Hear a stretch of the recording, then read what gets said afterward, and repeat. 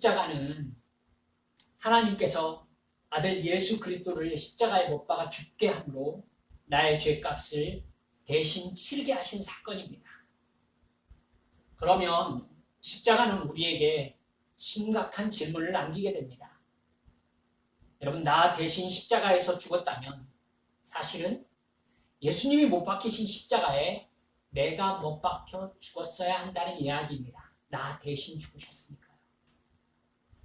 그럼 내가 그렇게 엄청난 고통을 치른 채 피를 흘리며 죽어야 될 그런 큰 죄를 지었는가? 언제 내가 그런 죄를 지었는가?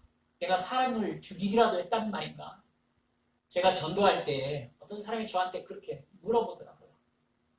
당신의 죄를 위해서 예수님께서 당신 대신 십자가에서 피 흘려 죽으셨다고 하니까, 아니 그럼 내가 그렇게 엄청난 죄를 지은 죄인이란 말입니까? 내가 뭐 사람이라도 죽였습니까? 이렇게 항의하는 걸 제가 들어본 적이 있습니다.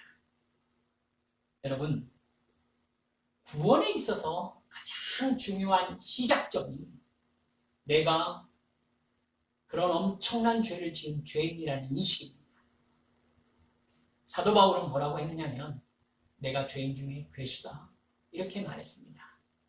여러분, 그게 거짓말이나 위선이 아니라면 그가 실제적으로 내가 죄인 중에 괴수라는 인식을 했다는 얘기입니다. 내가 죄인임을 진정으로 인식하지 못했다면 예수님의 십자가가 나를 대신한 죽음이라는 것을 내가 진정으로 인식하지 못했다는 뜻입니다. 내가 그런 엄청난 죄인이며 그 죽음의 결과 나는 지옥의 화염 속에서 영원토록 멸망받아야 되는 죄인이라는 것을 정말로 깨닫지 못했다면 여러분, 예수님의 십자가와 부활을 믿음으로 말미암아 내가 구원받았다는 걸 사실은 알지 못하고 있다는 것입니다. 구원의 시작은 내가 멸망받아야 될 죄인임을 깨닫는 것으로부터 시작되니까요. 십자가의 부활과 구원, 이 모든 것은 영원한 죽음인 지옥과 연결되어 있는 개념입니다. 그러니까 우리는 십자가, 부활, 천국, 이것이 내 안에 떠오를 때에는 자연스럽게 나의 죄와 영원한 지옥과 멸망에 대해서도 함께 떠올라야 되는 것입니다. 거기에서 나를 구원하신 것이 주의 십자가, 대속의 죽음이기 때문이지요. 그런 자기 인식이 없는 사람은요, 구원을 사모하지 않습니다. 저 영원한 천국을 바라보지 않습니다. 따라서 사실은 예수님을 믿는 것이 아닙니다. 예수님을 사랑하는 것일까요? 아닙니다.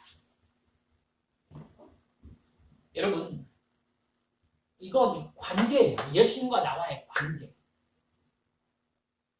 그렇기 때문에 내가 진짜 믿음을 가지고 있는가라는 부분은 누구보다도 나 자신과 예수님이 알고 계신다는 것을 생각하셔야 합니다.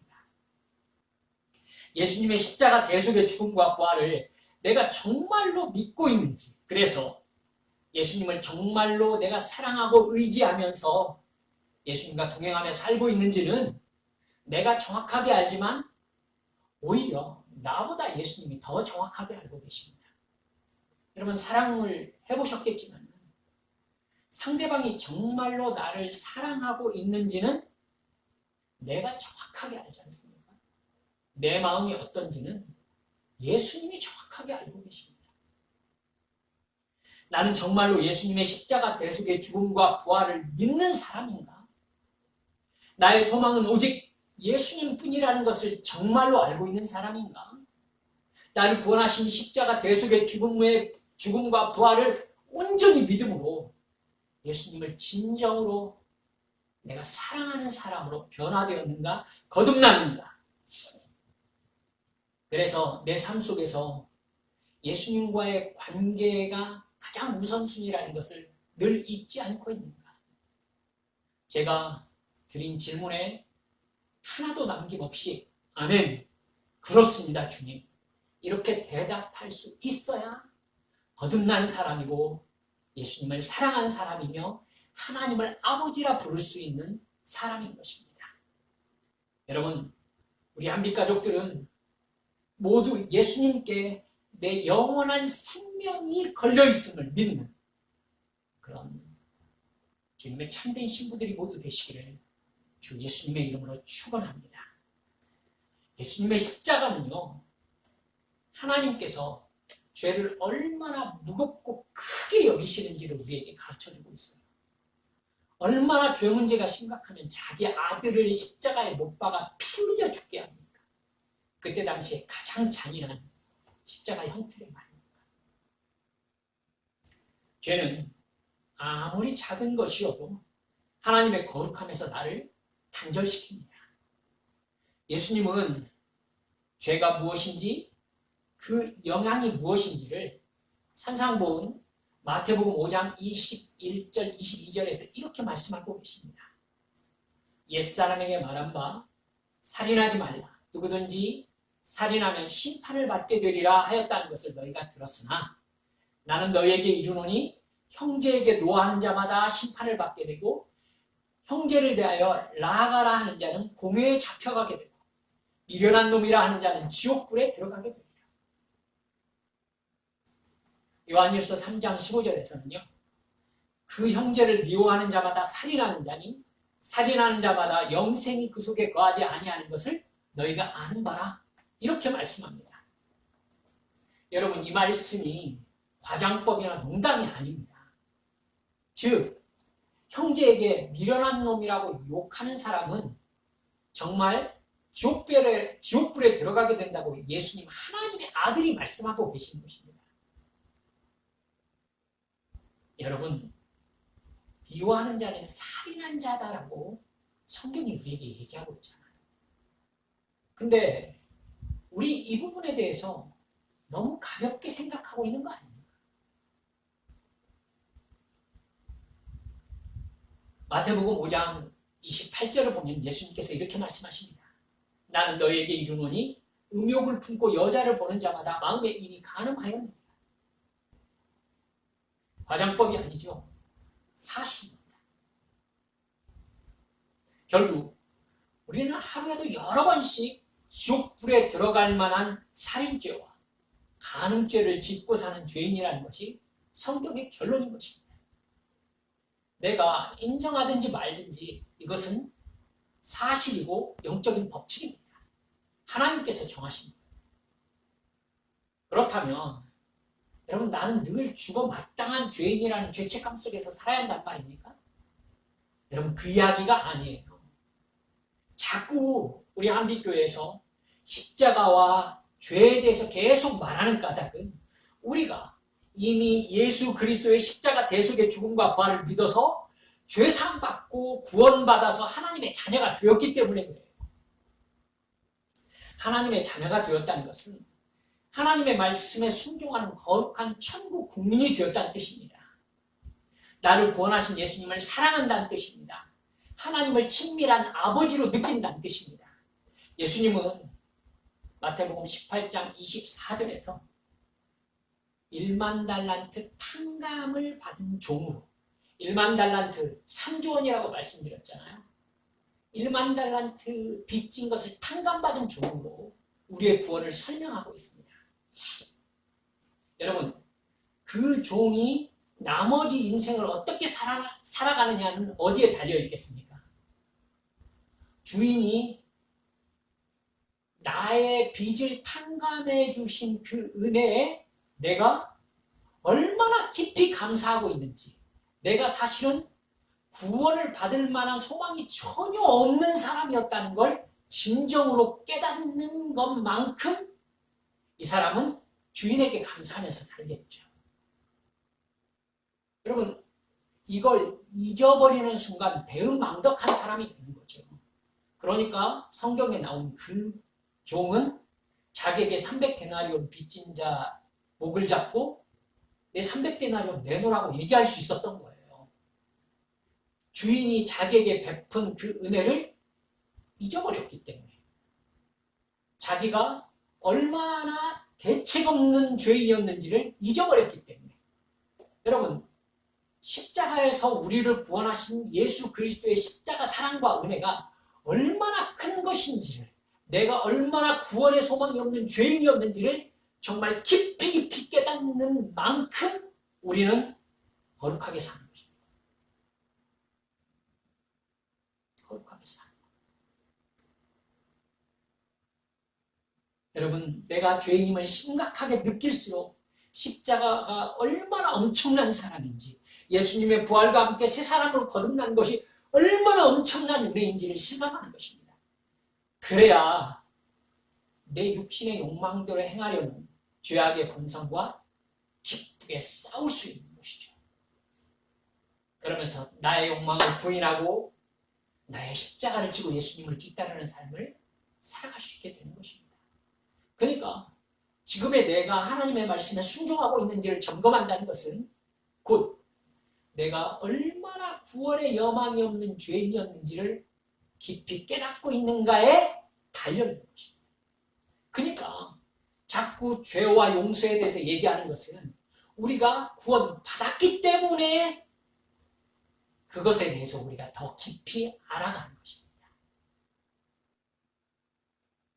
여러분, 그래서 주님의 십자가 보혈 앞에 서면 내가 아무것도 아닌 것, 그것을 더 깊이 깨닫게 되는 것입니다.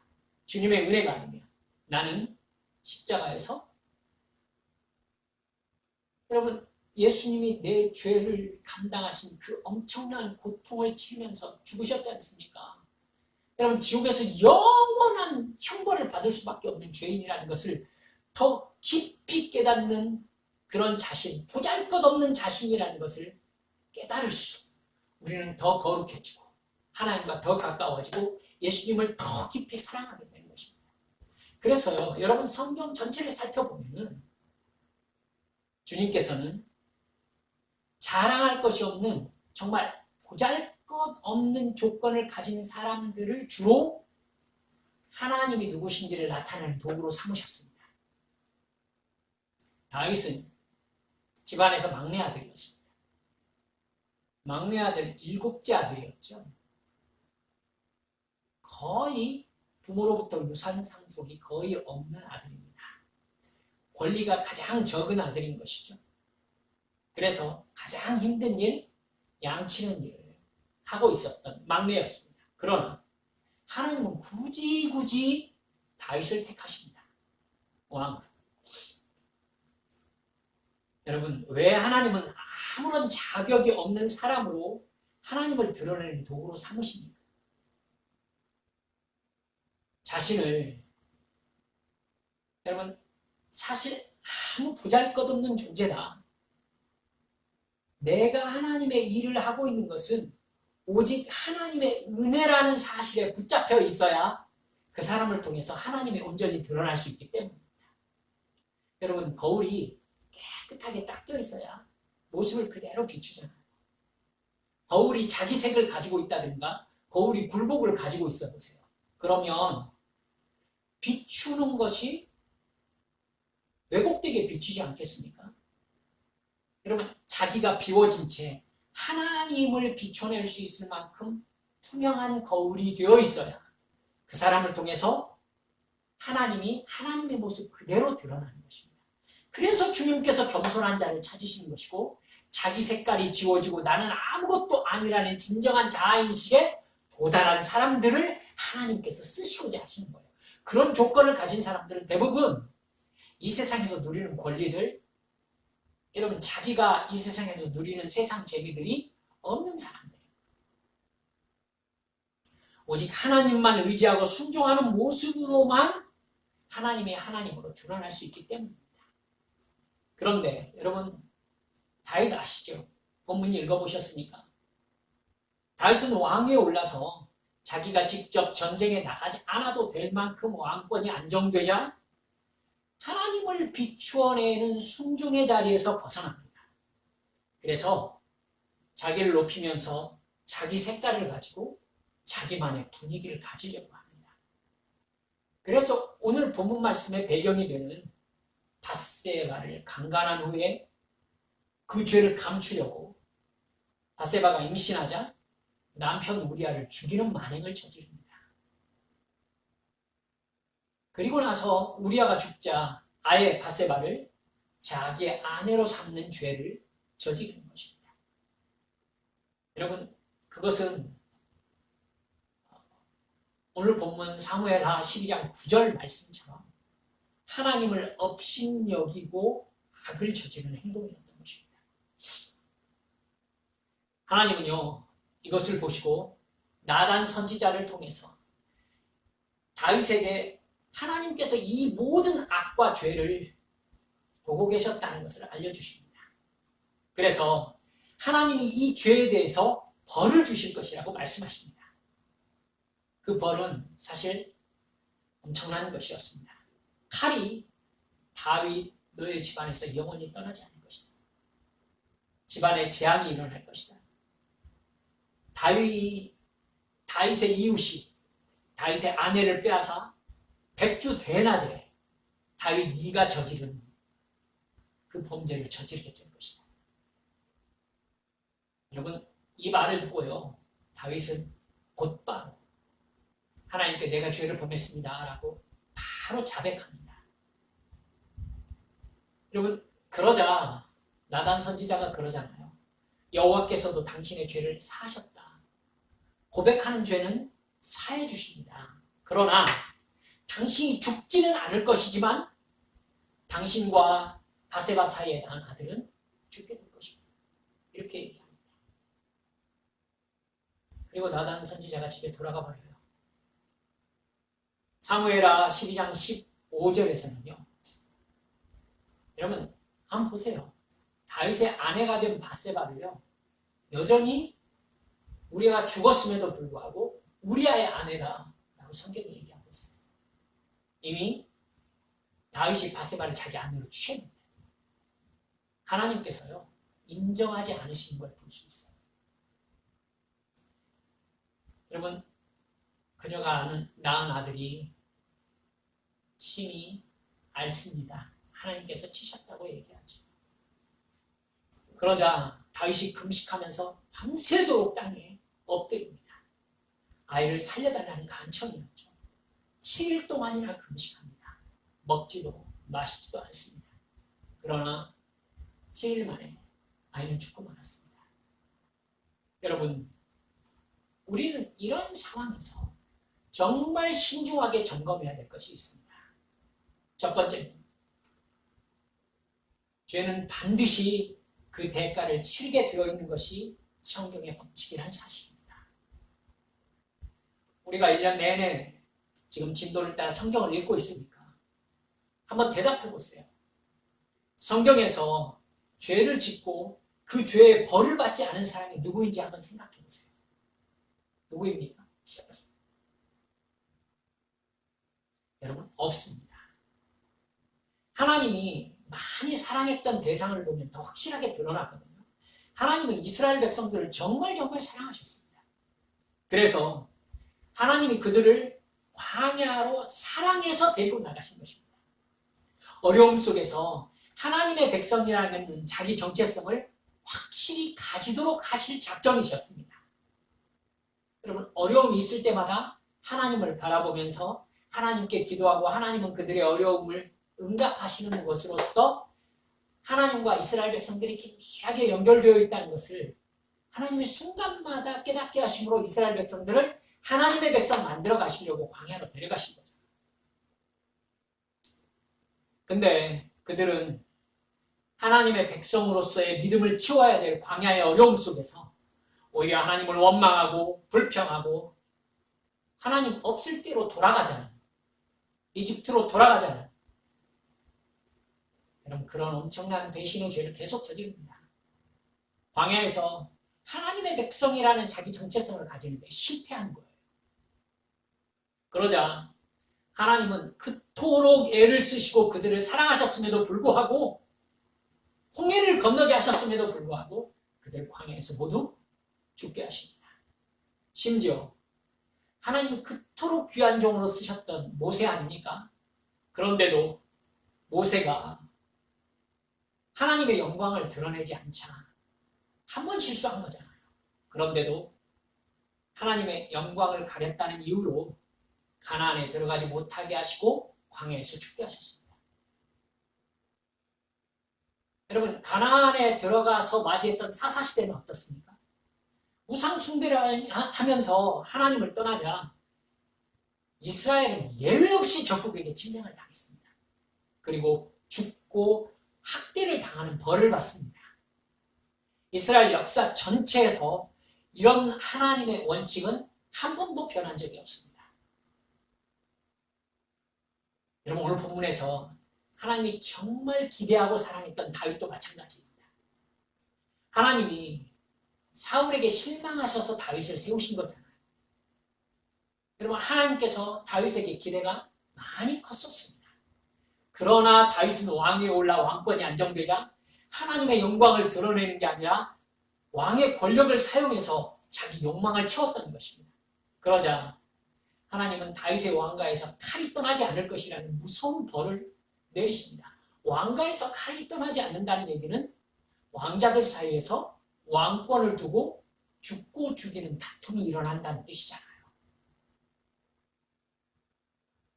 다윗이 우리아를 죽이고 밧세바를 아내로 삼은 것을 회개하면서 지은 시가요, 시편 51편입니다.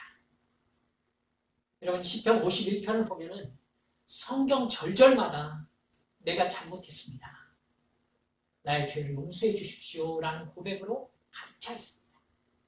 통회하고 상한 마음을 주께서 멸시하지 않으신 줄 믿습니다 라는 다윗의 고백이 그냥 드러납니다.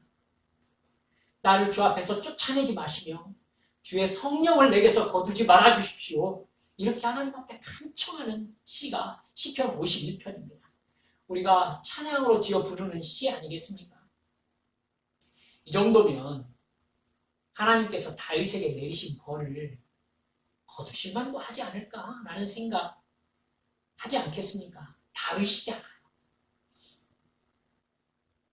그러나 하나님께서는요, 다윗 왕가에서 가장 불미스러운 일들이 일어나게 내버려 두십니다. 말씀드리기 참 민망합니다만 다윗이 밧세바에게 행했던 강간이 아들 때에서 그대로 일어납니다. 왕세자 암논이 배다른 누이 다말을 강간하고 버립니다. 그것 때문에 다말의 오빠였던 압살롬이 왕세자 암논을 죽이는 참살이 벌어집니다.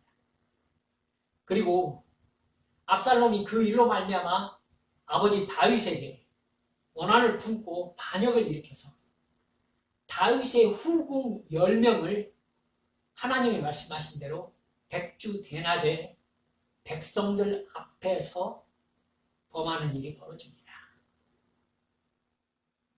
폐륜 참상도 이럴 수가 없지요. 아버지의 후궁 10명과 말입니다. 그리고 결국 압살롬은 요압 장군에게 창에 찔려 죽습니다. 가장 다윗이 아끼는 아들들이 다윗을 가장 고통스럽게 하는 아들들이 되었던 것입니다. 분명히 여러분, 하나님은 다윗의 죄를 용서하셨습니다. 하지만 그 죄가 얼마나 큰 것이었는지를 벌을 받으면서 느껴야 했던 것입니다. 물론 본문에서도 하나님은 다윗이 간절히 기도하면서 아들을 살려주시기를 기도하지만 끝내 아들은 죽고 맙니다. 여러분, 생각하세요. 죄는 용서받았습니다. 하지만 그 죄의 벌은 받아야 했었습니다. 거두어야 했습니다. 하나님이 정한 법칙이 죄는 반드시 사망의 결과가 따른다는 것입니다. 선악과를 먹으면 반드시 죽는다고 말씀하셨습니다. 죄를 지으면 하나님이 지으신 선한 존재에서 악한 존재로 바뀌는 거예요, 여러분. 그러니까 죄의 종류가 무엇이었느냐가 중요한 게 아니에요. 그건 두 번째 문제예요. 죄를 지었다는 게 문제인 거예요. 어떤 작은 죄도 짓는 순간 죄인이 되는 것이기 때문입니다. 이건 본질적인 바뀜이거든요. 여러분, 우리는 이 부분에 대해서 가볍게 생각하시면 안 됩니다. 내가 죄를 짓고 나서 하나님께 회개하면 용서해 주실 뿐만 아니라 죄의 결과도 모두 넘어가 주실 것이다. 면제해 주실 것이다. 사랑하는 여러분들, 착각합니다. 여러분, 이런 생각이 죄 짓고 회개한다고 눈물을 흘리면서 내가 지은 죄 싸그리 잊어버리는, 하나님이 용서하셨으니까 됐다고, 정말 이런 뻔뻔한 기독교를 만들고 말았어요. 여러분, 그게 진정한 회개입니까? 회개 퍼포먼스죠. 죄책감과 혹시 모를 벌을 피하고자 하는 의도죠. 하지만 하나님은 반드시 죄에 대한 벌을 주십니다. 죄는 용서해 주실지 몰라요. 하지만 내가 지은 죄가 어떠한 것이었는지를 깨닫게 하시는 상황 안으로 우리를 반드시 데리고 가십니다. 그래서 죄의 결과가 무엇인지를 정말로 알아야 정말 회개하는 거예요. 여러분, 죄의 결과를 지금 거두지 않는 것은 두 가지 종류의 경우밖에 없습니다. 첫째, 여러분, 그 사람이 진정으로 예수를 믿는 믿음이 회복되어서 예수님께서 나의 죄를 대속하시려고 죽으셨음을 믿고 거듭나는 순간, 그 죄에서 떠날 때에 그 죄는 용서받습니다. 그리고 그 사람이 받아야 될 죄의 형벌은 예수 그리스도께서 십자가 대속의 죽음으로 치르셨다고 하나님께서 여겨주십니다. 여러분, 그것은 죄의 형벌을 예수님이 대신 치르신 것이죠. 그렇기 때문에 그 은혜를 깨달은 사람은 예수님께서 십자가에서 죽으신 그 죄의 형벌을 자기의 형벌로 생각하면서 아주 아파하게 되어 있습니다. 이게 형벌을 받지 않는 첫 번째 조건입니다. 두 번째는 무엇입니까? 그게 아니라면 벌을 연대하신 것입니다. 연대하신 것은요, 내가 살아있는 그 어느 때에 반드시 치른다는 뜻입니다. 끝내 회개하지 않고 죽으면요, 그 사람은 예수님을 믿은 사람이 아닙니다. 회개하고 예수님의 죽음이 나의 죽음이 되어야 그 사람이 구원받은 사람이잖아요. 근데 그 과정이 없었다? 예수 믿은 사람이 아닙니다. 그 사람의 형벌은 어디로 연기되었겠습니까? 지옥으로 연기되는 것입니다. 이게 영원한 형벌이며 구원 없음입니다. 여러분, 우리 한빛 성도들, 죄 짓는 거에 대해서 두려워할 줄 아시기를. 죄는 용서받을지 몰라도 하나님께서는 내가 그 죄의 깊이를 깨닫지 못하고 있는 이상 그 죄가 무슨 죄인 줄 알아? 라고 하면서 나에게 죄를 깨닫게 하시는, 벌받음으로 인도하시는 것이 오히려 하나님의 사랑이라는 것을 깊이 깊이 인식하시기를 주 예수님의 이름으로 축원합니다. 두 번째, 다윗의 상황에서 우리가 잊지 말아야 될 것은 이 죄의 영적인 의미입니다. 하나님은 다윗에게 아이가 죽을 것이라고 말씀하시면서 그 이유가 14절 상반절을 보면요, 이렇게 나옵니다. 이 일로 말미암아 여호와의 원수가 크게 비방할 거리를 얻게 하였기 때문에 아이가 죽을 것입니다. 하나님의 원수, 여호와의 원수가 하나님을 비방할 거리를 얻게 했다는 것입니다. 하나님의 원수가 무엇입니까? 하나님을 반역한 사탄입니다. 사탄은 하나님이 하나님과 사랑의 관계를 나누시기 위해서 만드신 인간을 유혹해서 타락시켰습니다. 그래서 인간이 사탄의 본성을 따라 죄를 짓고 하나님과 원수가 되게 했습니다. 그렇기 때문에 사탄은 언제나 하나님에게, 인간은 죄인이기 때문에, 나의 본성을 가졌기 때문에 내 것입니다 라고 하나님께 주장합니다. 인간은 제 것입니다. 죄인이기 때문이지. 그러나 하나님은 인간에게 죄가 무엇인지를 가르쳐 주시고 그 죄를 대속할 제사 제도를 만드셨습니다. 인간을 하나님과의 사랑의 관계로, 창조의 목적으로 다시 회복시키시기 위해서입니다. 여러분, 제사 제도는 구원의 그림자였죠? 여러분, 신약에서 예수님께서 십자가에서 대속의 죽음을 죽으심으로 말미암아 구원의 실체, 구원을 완성하셨습니다.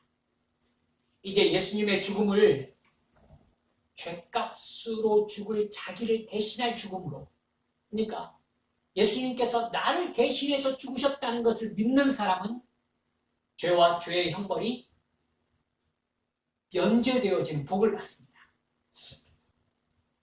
여러분, 그렇게 되면 이미 죄값을 예수님이 치러주셨기 때문에 사탄이 인간을 자기 것이라고 말할 근거가 사라지는 것이죠. 인간을 죄인이라고 말할 근거가 사라지는 것입니다. 죄가 사탄의 존재 근거고, 죄가 사탄이 인간을 차지할 존재 근거인데, 하나님 예수 그리스도께서 죄의 값을 대신 치러주심으로 인간의 죄를 없애버리신 거예요. 그러니까 사탄이 죄가 없는, 즉 예수님을 믿는 하나님의 자녀를 내 거라고 말할 수가 없게 된 것입니다. 여러분, 예수 믿는 사람에게 사탄은 아무것도 아닌 존재가 되어버린 것이죠. 사탄의 존재 근거가 사라져버렸습니다. 죄를 지어서 사탄의 소유였던 인간이 예수님을 믿으면 하나님의 자녀가 되어버립니다. 예수님을 믿는 사람은 하나님의 자녀가 되었기 때문에 하나님의 권세가 그 사람에게 함께 있습니다. 하나님의 자녀가 되었습니다. 그래서 어떻게 역전되어 버리느냐면 오히려 하나님의 자녀의 권세 안으로 사탄이 지배를 받는 상황이 벌어지는 것입니다. 내가 예수의 이름으로 명하노니, 이렇게 해서 사탄을 명하여 순종시킬 수 있는 권리가 하나님의 자녀들에게 주어지게 되는 것입니다. 여러분, 그러니 구원이 완성되기까지 사탄이 가장 많이 하는 것이 무엇이겠습니까? 인간이 예수를 믿지 못하게 하는 것입니다. 예수를 믿는다고 교회 다니는 사람들에게는요, 사탄은 어떻게 해서든지 하나님의 자녀가 하나님을 배신하고 죄를 지으면서 자기 욕망을 위해 살도록 유혹하는 것입니다. 그래서 하나님의 자녀가 죄를 지으면 사탄은 하나님께서 인간을 사랑하시는 그 사랑을 비웃는 거예요. 보셨어요? 얘는 본질적으로 죄인이거든요. 그래서 죄밖에 짓지 않아요. 얘는 하나님을 사랑하는 자가 아니에요. 하나님의 말씀에 순종도 안 해요. 욥을 놓고 하나님에게 얘기했던 거 여러분 읽으셨잖아요. 하나님, 당신은 헛수고하시는 거예요. 사탄이 하나님을 비웃는 거예요. 하나님의 자녀라는 사람들이 죄를 지을 때마다. 이제 이 인간은 죄를 지었기 때문에 자기 거라는 것입니다. 하나님의 사랑과 은혜와 구원 계획이 사탄에게 비웃음을 받는 겁니다. 여러분, 이것이 바로 하나님께서 당신의 구원 계획이 사탄에게 회방받는 것입니다. 여러분, 그리고요, 실제로 그 사람이 진정으로 회개해서 그 죄악에서 거듭나는 영적인 단계에 들어가기까지 그 사람은 하나님의 자녀이지만 실질적으로는 사탄의 지배의 영향을 받습니다. 왜요? 그 사람이 그 죄에서 거듭나지 않았기 때문입니다. 그 죄에 머물러 있는 이상 그 사람은 그 죄의 이면에 역사하고 있는 사탄의 영향을 받을 수밖에 없는 것입니다. 삶 속에서 고통과 죄가 반복됩니다.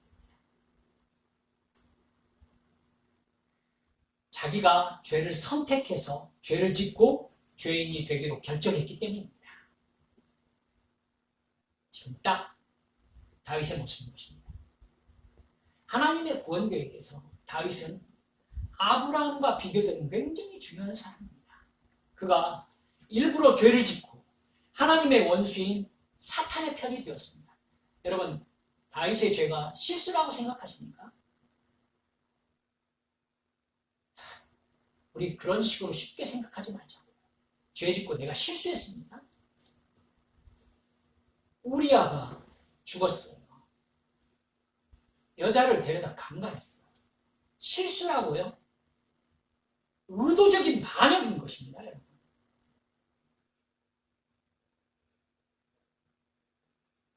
다윗은 일부러 죄를 짓고 하나님의 원수인 사탄의 편이 되기로 결정한 것입니다. 그 죄를 하나님은 그냥 넘어가실 수가 없습니다. 그냥 넘어가시면요, 공의의 하나님이 더욱더 사탄에게 비난과 비웃음을 받게 되겠죠. 하나님은요, 다윗에게 벌을 줄 수밖에 없습니다. 즉, 내가 짓는 죄는요, 단순하게 하나님이 기분 나쁘다는 게 아니에요. 내가 눈물 퍼포먼스를 해가지고 죄와 죄의 벌을 없는 셈 쳐달라고 여러분 하나님 앞에 기도하지만, 하나님은요, 한두 번 내가 온전한 회개와 거듭남에 이르는지 지켜보시다가 좀 기다려주시다가, 여러분 벌 받지 않는 것에 익숙해지잖아요. 얘가 맛을 들인 거예요. 하나님은요, 그런 죄악의 나쁜 습관이 들기 전에 죄 짓고 죄 그냥 자연스럽게 짓고 하나님 앞에 와가지고 아이고 하나님, 이 습관이 들기 전에 하나님께서 반드시 죄의 결과인 형벌을 집행하십니다. 그럴 수밖에 없습니다. 행동에 거듭남이 따르지 않는 회개는 거짓말이잖아요. 그게 반복되면 더 큰 죄가 되죠. 세상의 속담에도 바늘도둑이 소도둑된다는 얘기가 있어요. 여러분, 그렇게 되면 그 사람은 예수를 믿는다면서 교회 다니는 것이 더 사악한 짓이 되는 것입니다.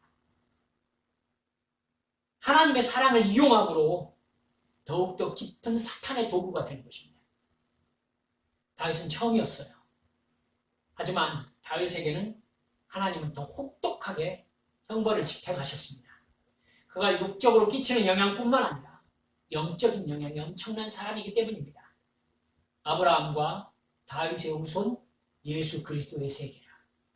신약이 그렇게 시작되잖아요. 이런 사람이에요. 하나님께서 죄를 대충 넘길 만한 사람입니까? 절대 그럴 수가 없습니다. 다만 여러분, 제가 여러분들께 이렇게 말씀드릴 수밖에 없는 부분이 있습니다.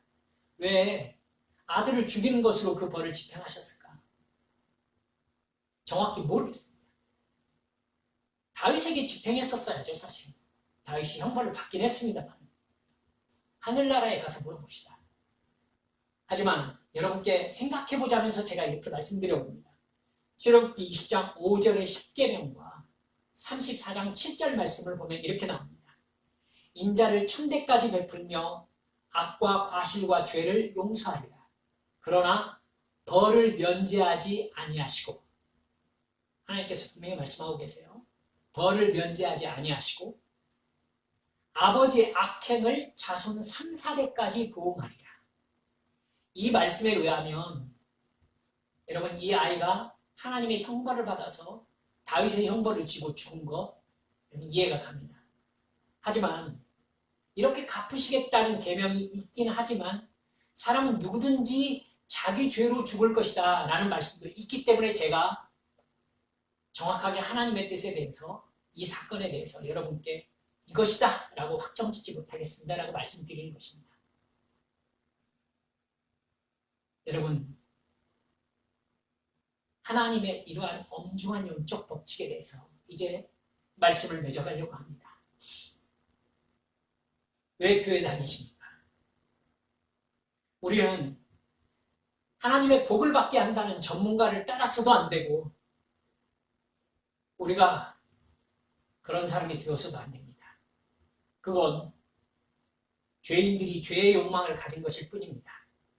우리는 성령 충만함을 받아서 죄에 대하여, 의에 대하여, 심판에 대한 전문가들이 되어야 합니다.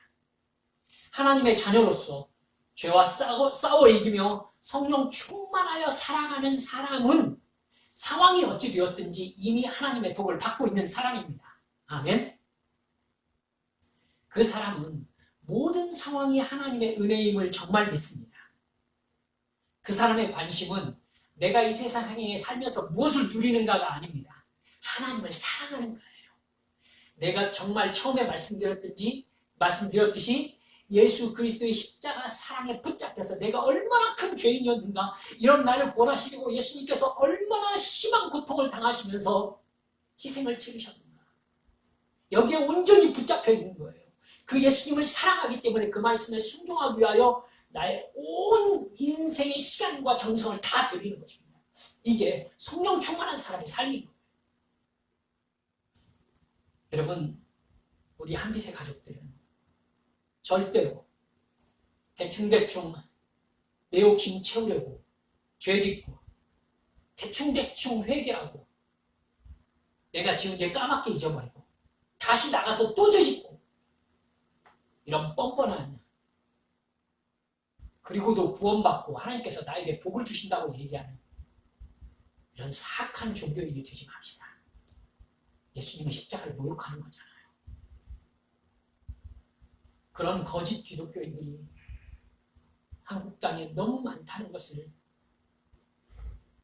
하나님의 종으로서 가슴 아프게 말씀드릴 수밖에 없습니다. 오늘 말씀에 배운 것처럼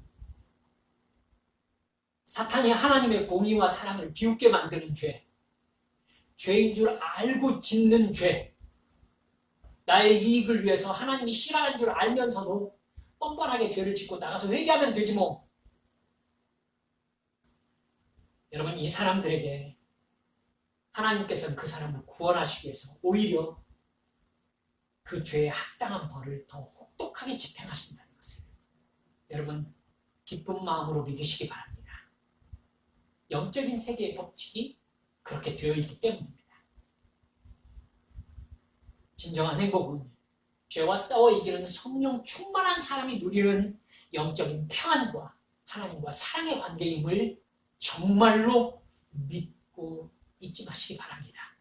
그런 진정한 하나님의 자녀로 세상 욕심 다 버리고 늘 성령 충만하여서 하나님이 주시는 평안 속에 사시기를 소망하는 우리 믿음의 성도들이 모두 되어주시기를, 우리 한빛 성도들이 되어주시기를 주 예수님의 이름으로 축원합니다.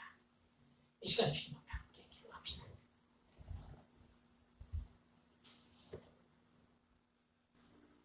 여러분, 저의 인생도 돌아보면 그렇습니다. 제가 얼마나 뻔뻔하게 때로는 죄를 짓고 쉽게 용서받을 것으로 기대했는지, 나는 이미 하나님의 자녀가 되어서 구원받았으니 내가 죄를 지어도 지옥 가지는 않는다는 마음으로 얼마나 안이하게 죄를 대했는지, 그럼 그것은 성경이 아니에요. 다윗이 치르는 죄의 벌을 절대 가볍게 보지 마세요. 여러분, 이 세상에서 누리는 즐거움과 내 욕심이 채워지는 것이 하나님의 복이 아닙니다. 이 시간 주님 앞에 기도하면서 주여, 제가 죄에 대해서 민감하게 해주십시오. 무엇이 하나님의 뜻인지 제대로 깨닫게 해주십시오. 성령 충만하여서 저 영원한 하늘 소망을 가지고 살아갈 수 있도록 진짜 거듭난 하나님의 백성으로 죄와 치열하게 싸우면서 거룩한 주의 백성으로 살도록, 하나님의 자녀답게 살도록 역사해 주시라고 시간 주님 앞에 함께 통성을 기도합시다. 아버지 하나님, 아버지 하나님,